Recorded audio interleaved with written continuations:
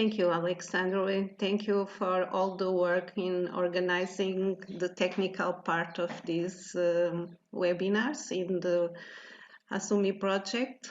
Hello, everybody. Thank you for to be here this afternoon with us to talk about inclusion. My name is Adelinda Candeias. I'm a psychologist and I'm a researcher too in the University of Évora. 30 years ago, I was a psychologist in a special school in Portugal, and my passion and my fight by inclusion, for inclusion, begin in these times. Today I will speak about attitudes and practices of teachers and therapists about inclusive education. University of Évora, it's a state university in the south of Portugal, close to Lisbon, close to Spain. And the situation in Portugal about inclusion is based in a strong legislation.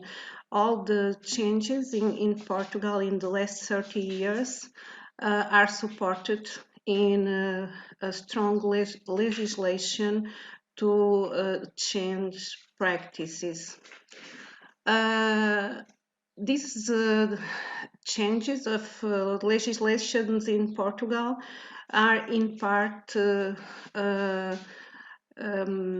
consequences of from the subscription of international agreements, because Portugal subscribed the Convention on the Rights of Persons with Disabilities and also the Salamanca Declaration. One of the most important legislation in Portugal is the Decree Law from number 54 from 2018 that create inclusive schools and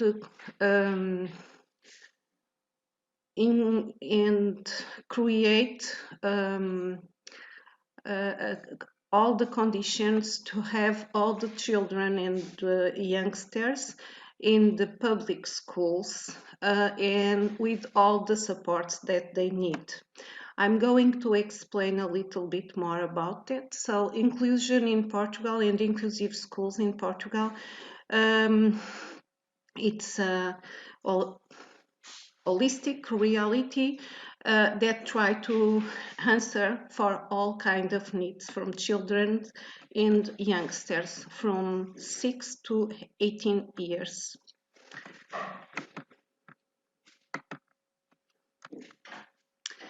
The support system in Portugal is organized in 3 main stages. We have the first stage with early intervention between 0 and 6 years, but early intervention is coordinated by the Ministry of Health, Social Security, and Education. But the main coordinator is the Ministry of Health. And the second stage of intervention is during the school intervention between 6 and 18 years. And then we have also post-school intervention after 18 years. The preschool support system we have in Portugal a national system of early intervention called SNIPI, and this is the frontline care with the developmental issues in Portugal. It is like a community-based model and covers all the territory in Portugal. The aim is to respond to children's needs up to 6 years of age with any kind of developmental disorders, disabilities or developmental delays, or living high risk situation.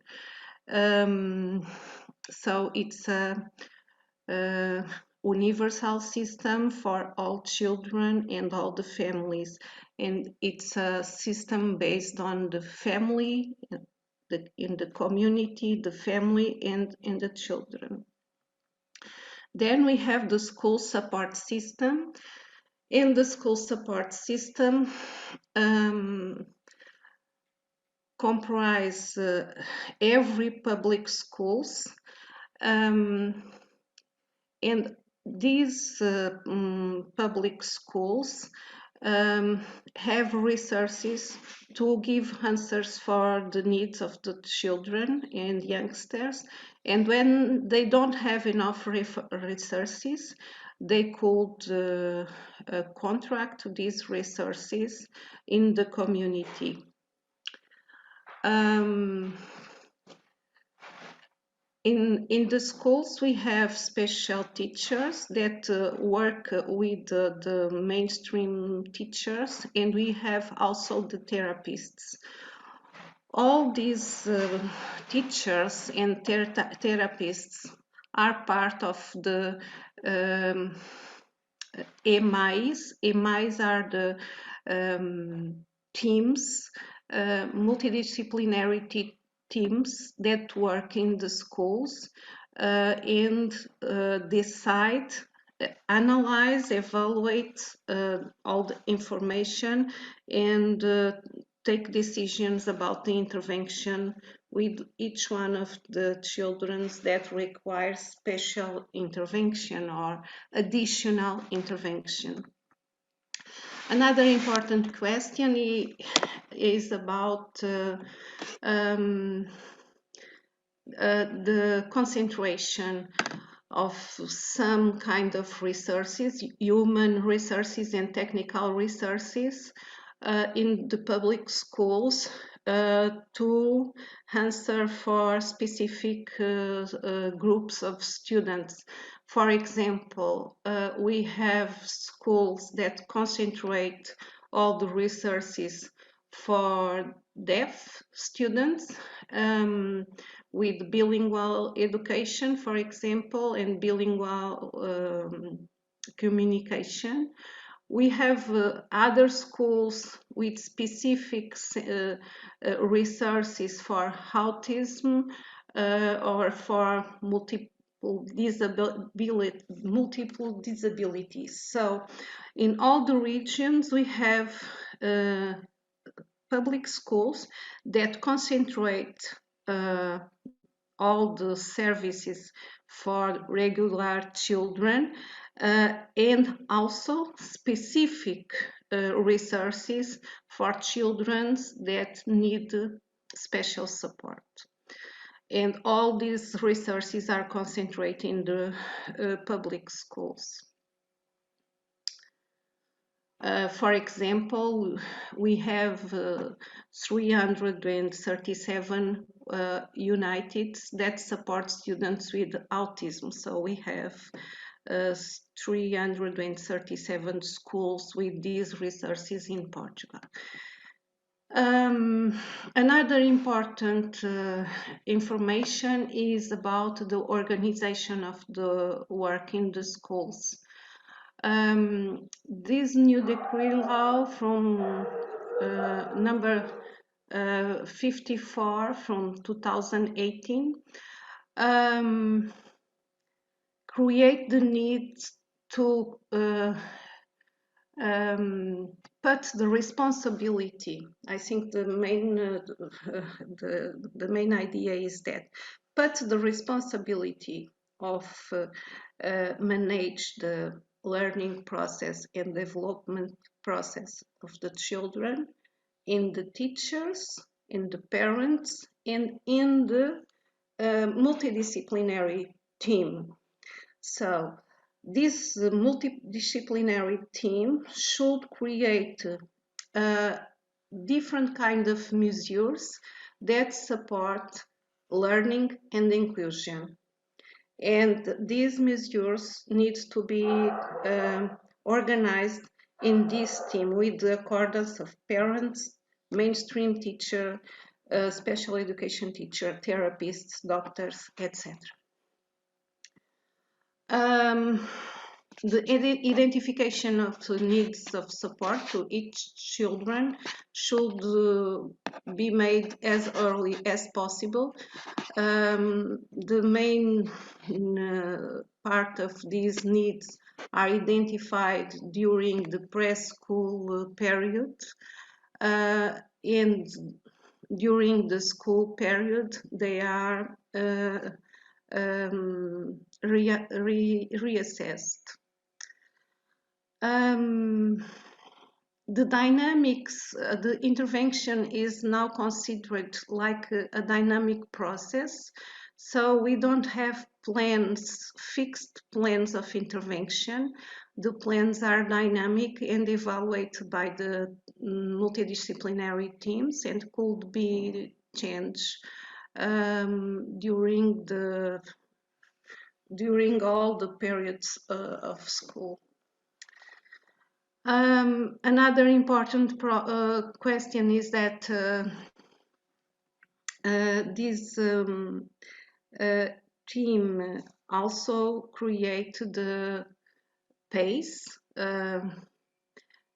individual educational programs, and the individual transition plans when the children do the transition, for example, from the primary education for secondary education, or from secondary education for post-school education or post-school life.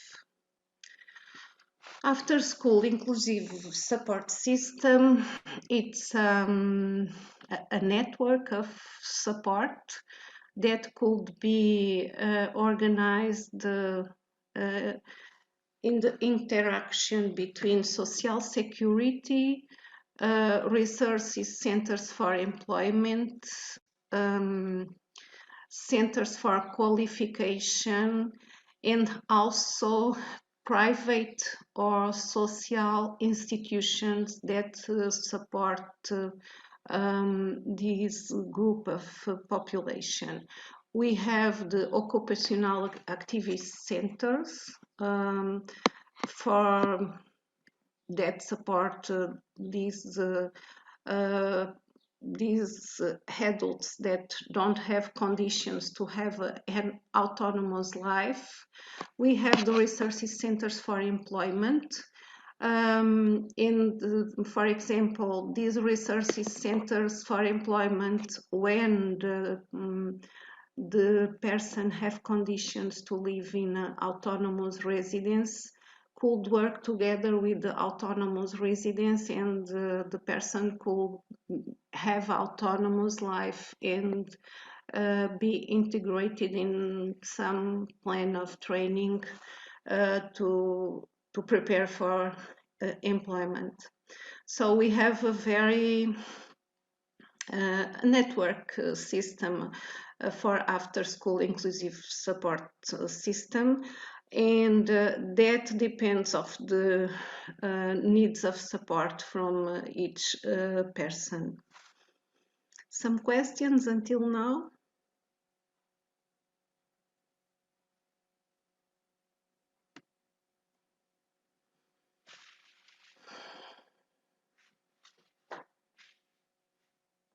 No questions. Okay.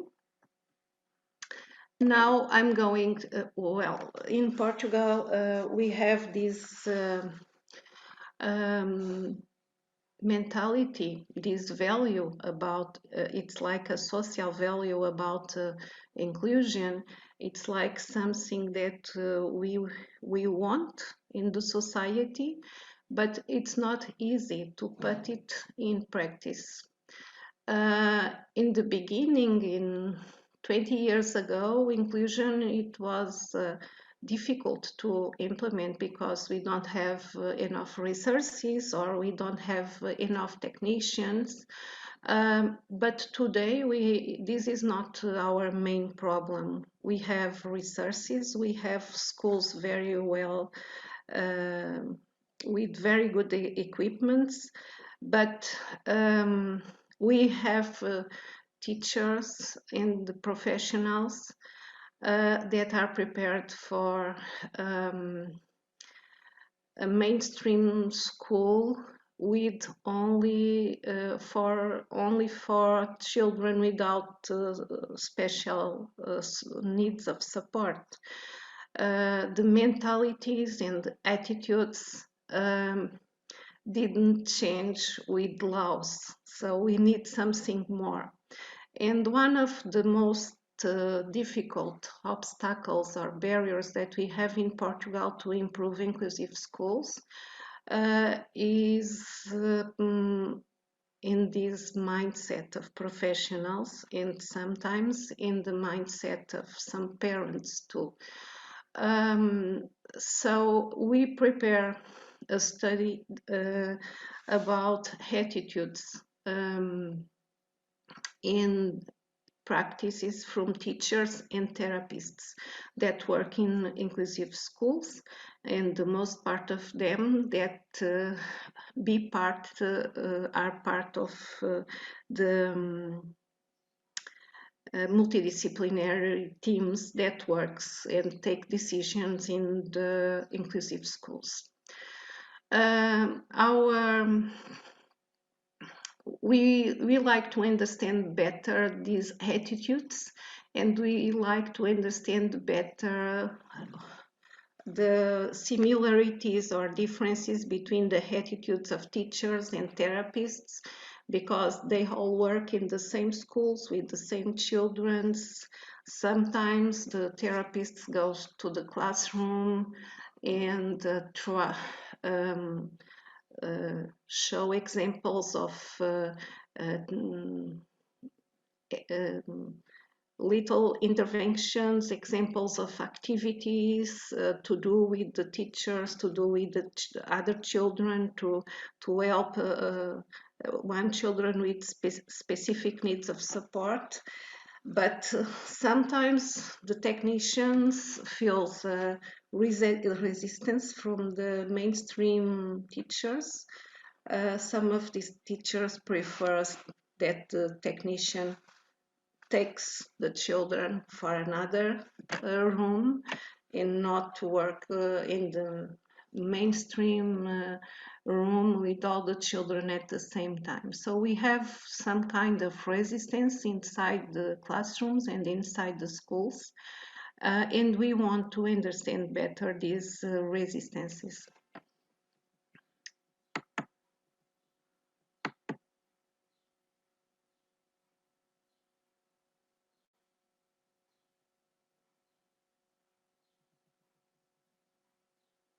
Okay, thank you for the questions in the chat.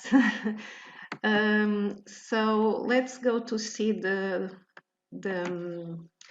results of this study. Yes, in Portugal we have an inclusive culture. People from my generation, and young generations believe strongly in inclusion, and for us it's a question of rights of citizens. So that's why we are so strongly involved with this question. Maybe for old generations, inclusion it's a ideal idea. It's like a dream. But for my generation, this is more than a dream. We believe in inclusion. That's why we fight for inclusion. For me, it's a fight from the last 30 years. So we believe, well, this is the beginning of our change in Portugal, these international declarations, and the main question in this study is that the changes in educational policies call for transformation in teaching attitudes and practice within the school community. So school management and organization needs to be open for these transformations, and we need to understand and to put in practice the participation of families. So we decide to create a questionnaire that goes to evaluate inclusive attitudes and the role of attitudes in inclusive education by one side, and by the other side, the inclusive practices. Practices in the sense of strategies to encourage the presence, active participation, and achievement of all students in the local community. Achievement in this situation means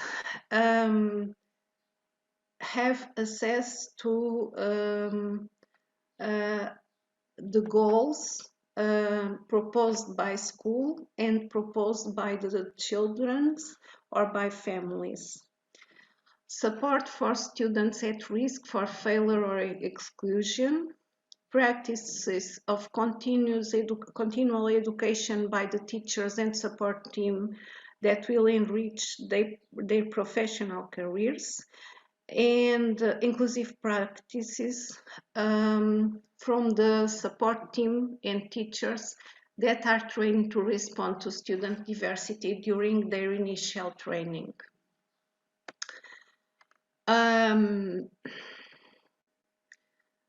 So we decide to organize an empirical study with a quantitative approach based in a correlational method, and we developed a questionnaire and this questionnaire was given to a non-probabilistic convenience sample. Time for some coffee.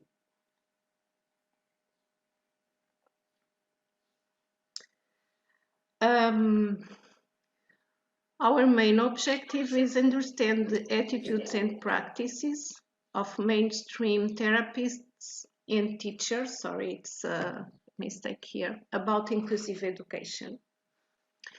The specific objectives analyze the relationship between inclusive attitudes in general and their affective, cognitive, and behavioral dimensions with the age and the training, namely postgraduate training and academic qualifications of teachers and therapists. Well, this is the different steps to develop the scale with all the procedures, ethical procedures, data protection procedures, etc. We have the collaboration of 400 teachers, 411 teachers, and 59 therapists. The range of teacher age, it's between 25 and 60 years. And the age range of the therapists, it's between 22 and 56 years. So we could observe that the group of teachers have more older persons than the group of therapists. The teachers, 65% of the teachers have a graduation degree, and 50% of the therapists have a graduation degree. Teachers, 34% of teachers have a post-graduation in education, and the therapists don't have a post-graduation because they don't need post-graduation to work in the schools. Only special educational teachers need post-graduation to work in public schools. The most part of our sample for teachers and for therapists are female. The most part of our group of teachers works in the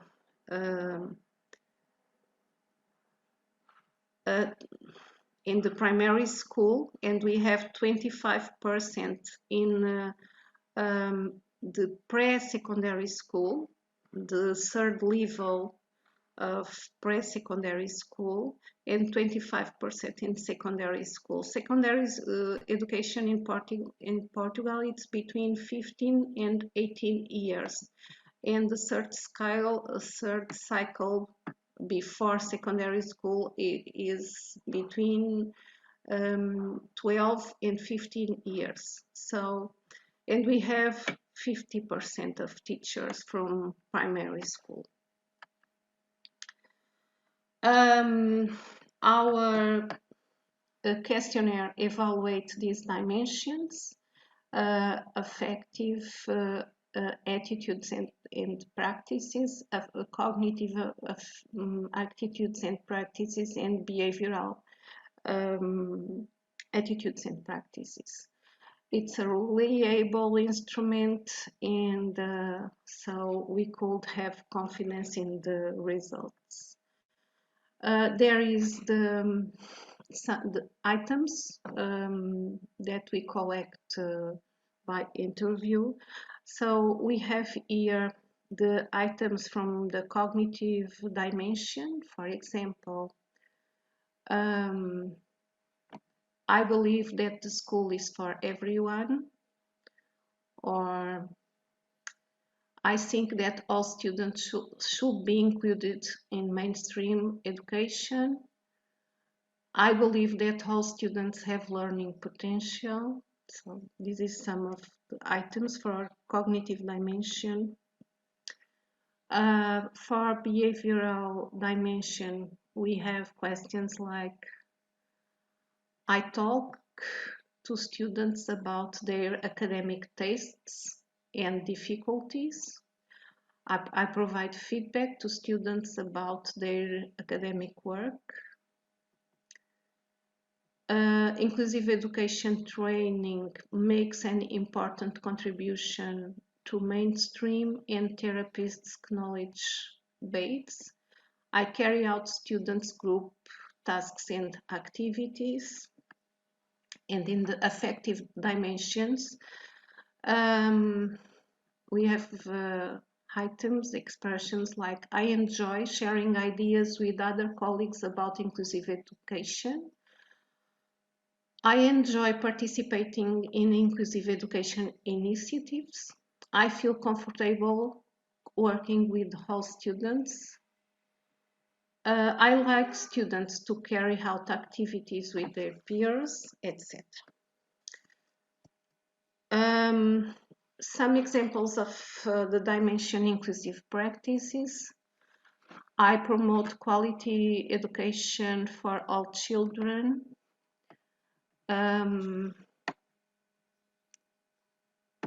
I collaborate with other mainstream teachers and therapists.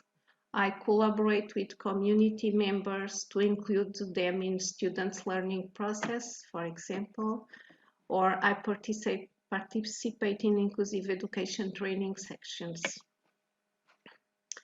So this is some examples of the items, and now the results. The results are very interesting for our reality, of course, in Portugal, but we observe that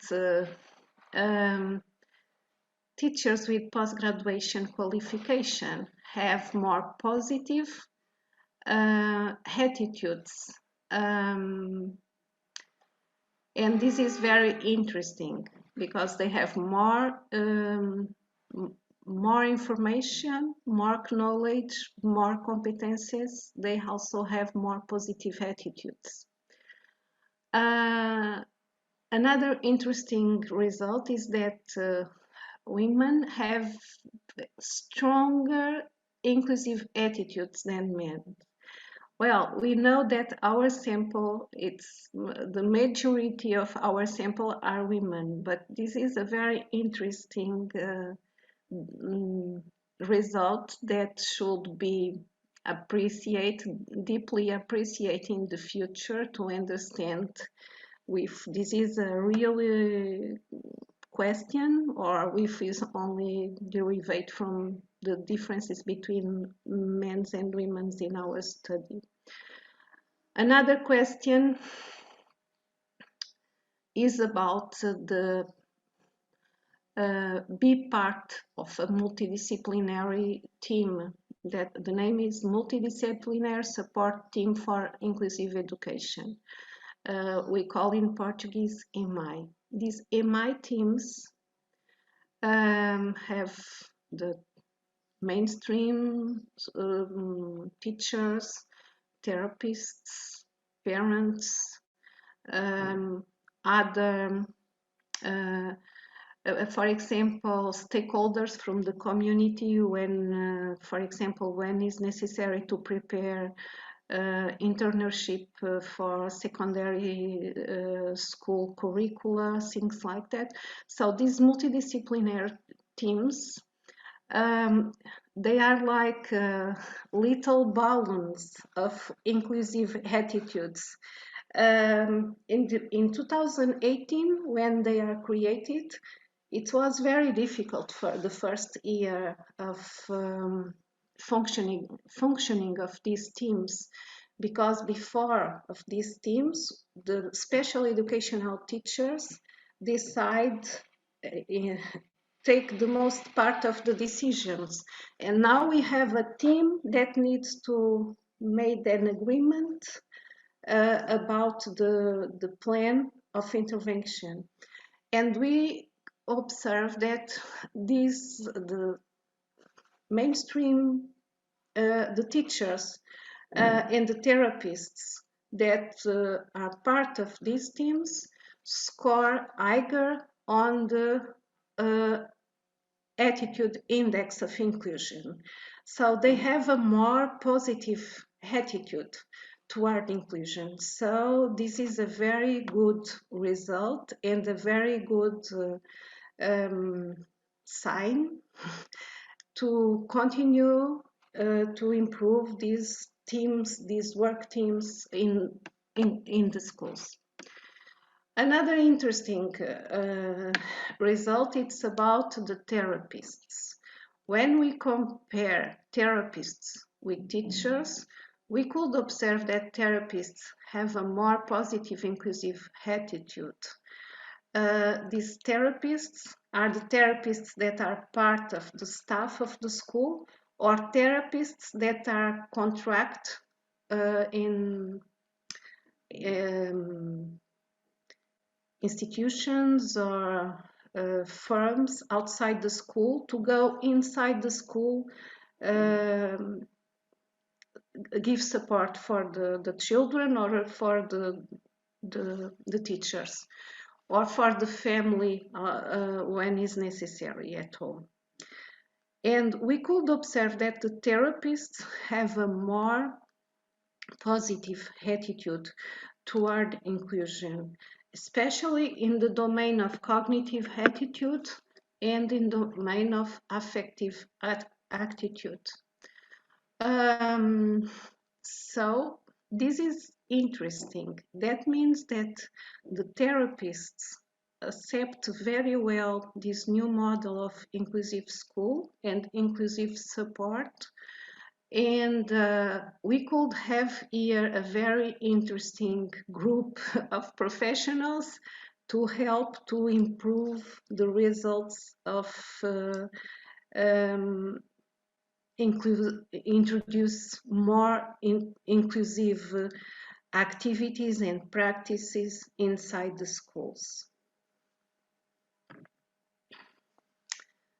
This is only a summary of the results. Well, this study has some limitations because we need to create a new instrument.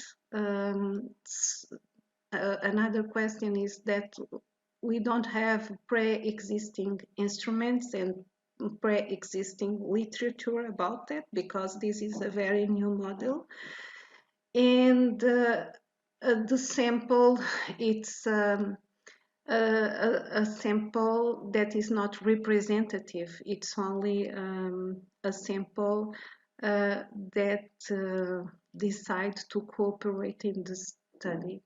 For future research, we believe that results could be very helpful to organize inclusive education training, could help to reinforce teamwork between mainstream teachers and therapists, could help to organize training programs on how to foster attitudes and values in teaching in inclusive settings, and to help to development also assessment tools to support practices and change of attitudes, in enhancing community engagement, and help give help for teaching supervision and coaching.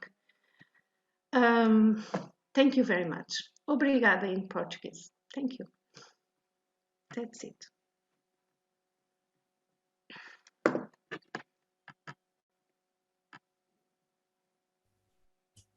Thanks, Andrinda, for the presentation.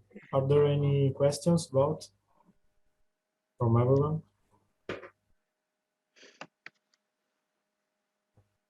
Veronica has a question. You can unmute your microphone.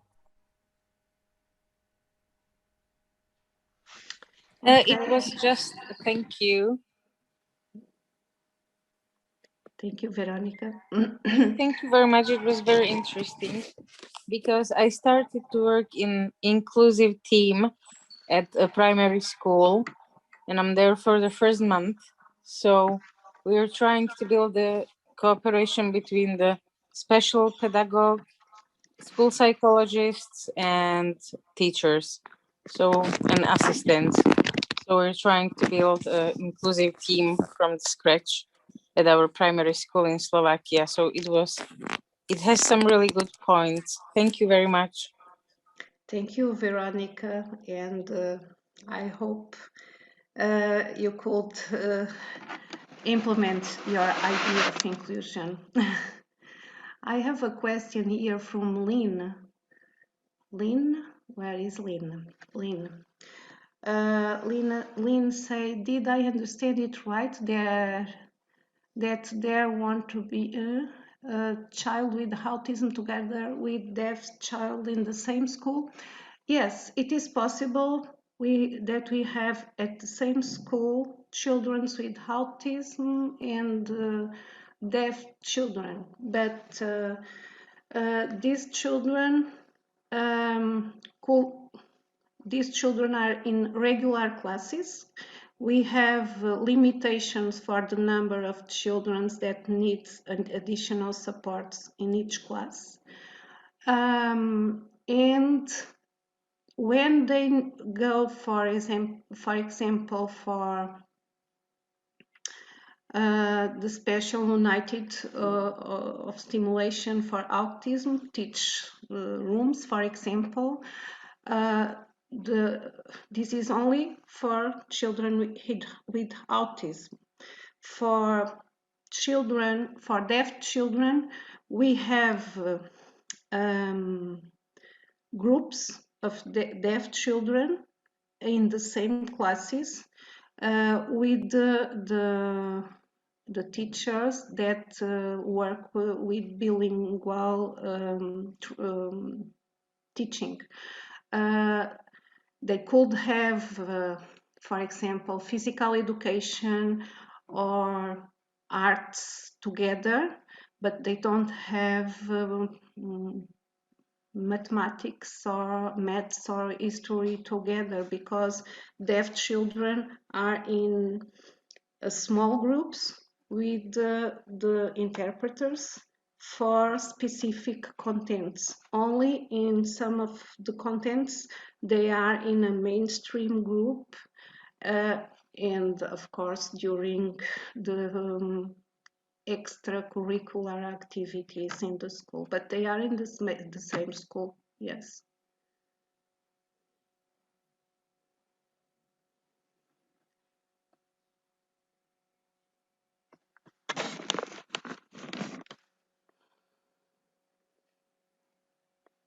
Okay, some question more?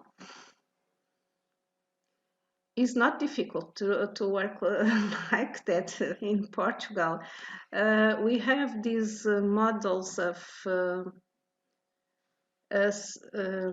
additional supports in public schools, mainstream public schools, since 2009. And from 2009 until 2018, we have a period of experience. The schools only integrate this inclusive process if they are prepared and if they want to apply for these projects.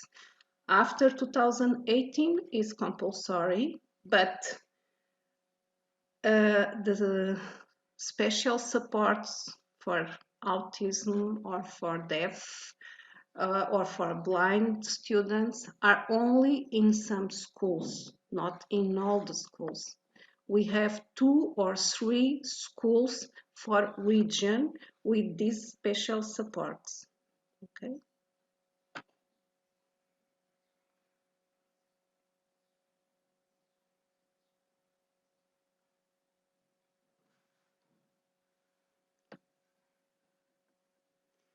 Yes, Inge, we have a very interesting comment in the chat from Inge. Yeah, in Portugal, during some years, we also use the Index for Inclusion. It's a very interesting tool to improve inclusion and to improve networking between professionals and families. It's a very interesting instrument, tool. Okay. So thank you very much to be here with us. And if you need some information more about the kind of tools, we have manuals for all this kind of work, inclusive work. Some of these materials are published in English, so we could share with you. Okay, thank you. Thank you everyone for coming for this webinar, and thank you to all the Azumi partners for this event. Now, this was the last one, but we will upload all the videos next week, so everyone can check them out, and we send the link to everyone by email. Thank you, everyone. Thank you, Alexandro.